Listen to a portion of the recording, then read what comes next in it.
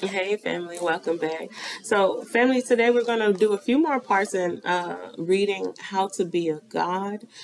This book you can get on Amazon. So I'm going to check it out. So the two parts we're going to go over today is going to be regarding war and mental war.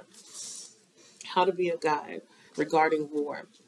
War is more of a mental fight, opposed to it being a physical fight. Despite popular belief, the war of life, a physical fight, being at war with yourself, world wars, etc., it is always more of a psychological battle. If you are not a mentally strong individual, defeat may always be around the corner for you. However, if you are mentally strong, you can win even the most physical battles against even the more physically stronger opponents. Your mind is your most vital muscle.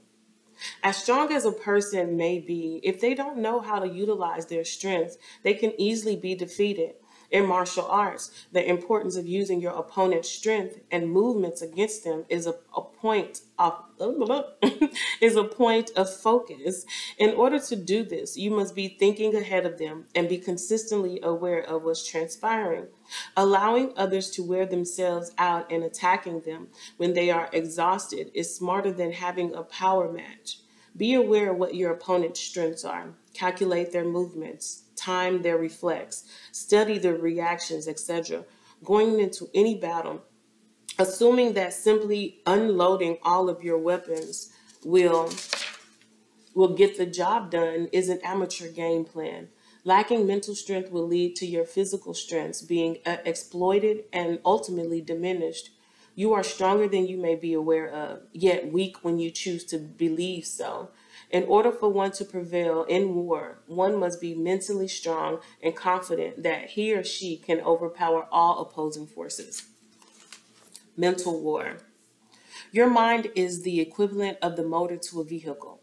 It is your responsibility to keep it in good condition, utilizing it properly, and most importantly, never allow someone else to take it over.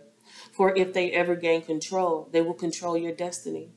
When you can get into the minds of others, you can control them and ultimately control them in the very moment. You will have the power to dictate everything from their thoughts, feelings, and even their actions. This is one of the most essential tools of a mastermind.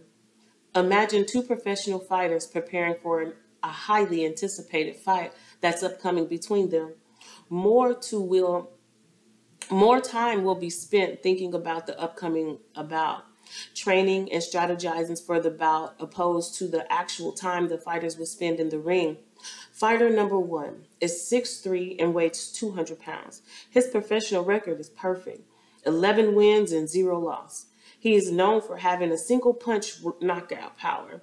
Fighter number two, let's just say that it is not Vegas pick. He is 200 pounds as well, but standing at a mere 5'6". Instead of having a stunning six-pack, he is visibly overweight. Unlike his opponent, fighter number two's professional record is not quite as impressive.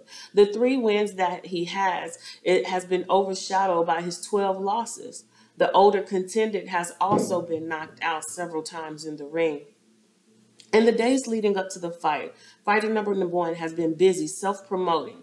Every press conference, he is always the loudest one in the room. According to him, his only intention is to leave his opponent knocked down, unconscious in the ring. He calls number two a simple stepping block and constantly reminds everyone that his competitor is small and clearly out of shape. This guy is in over his head. It's not even a fair fight.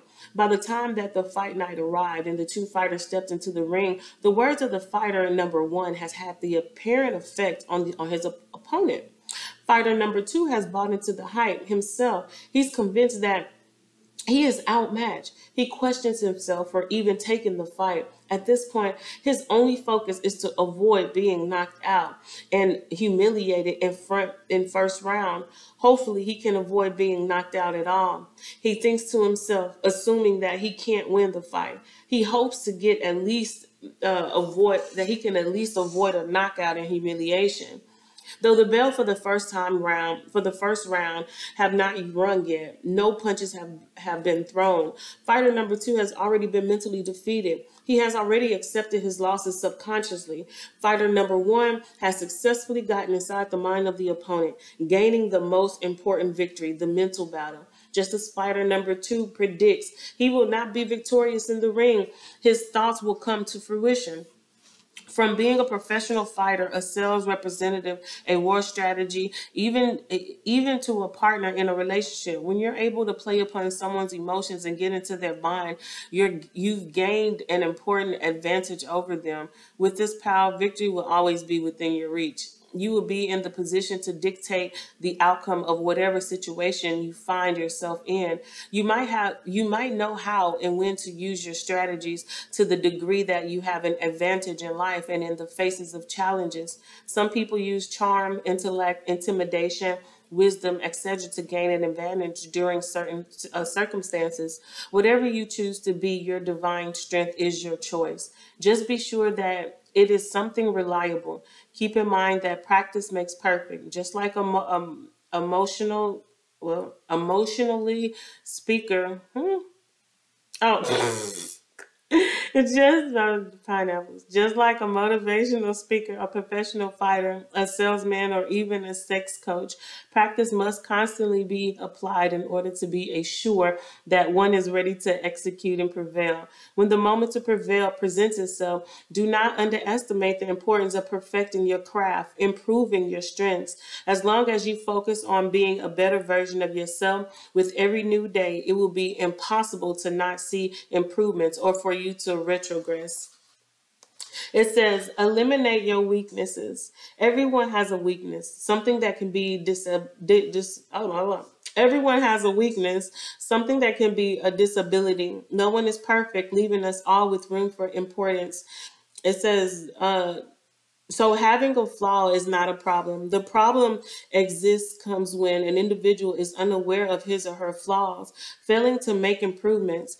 You cannot fix what you fail to realize is broken. Not acknowledging an issue results in it lingering and becoming a destructive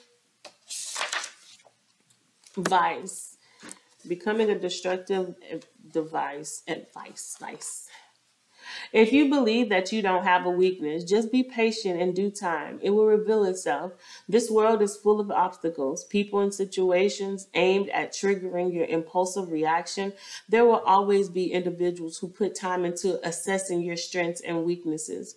Even when and if you are unaware of the areas in which you come up short and can be sure that someone else already knows them. Perhaps you are too kind, short-tempered, not physically fit, impulsive, etc. Certain characteristics can and will be perceived as a weakness, and others will attempt to exploit them. Therefore, it is up to you to acknowledge such characteristics and focus on improving these areas. While many people will be hesitant to acknowledge that they have flaws, you must avoid falling in this category of individuals. Instead, you must take the approach of constantly striving for perfection. Every day, focus on being a better version of yourself, mentally and physically as well. And doing so,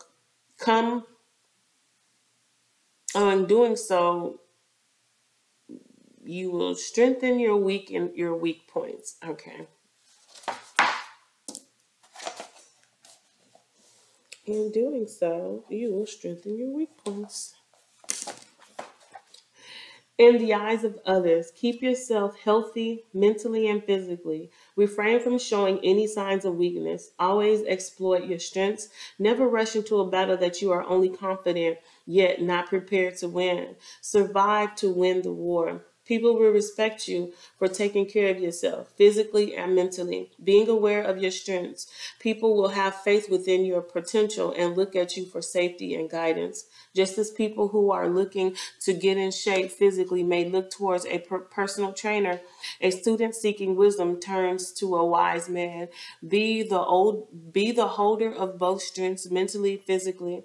In the eyes of yourself, never stop striving to be a better version of yourself. Always look for areas in which you can make improvements. Educate, discipline, empower, invest in yourself. If you focus on being your pinnacle every day, you are doing the best that you can do for yourself. In your quest to be a divine being, learn new things, gain wisdom without meditating, and respect your temple. Be a better version of yourself today than you were yesterday, and always practice self-discipline. All right, that's all I got for you, family. If you like this, put a thumbs up. Don't forget to like the video.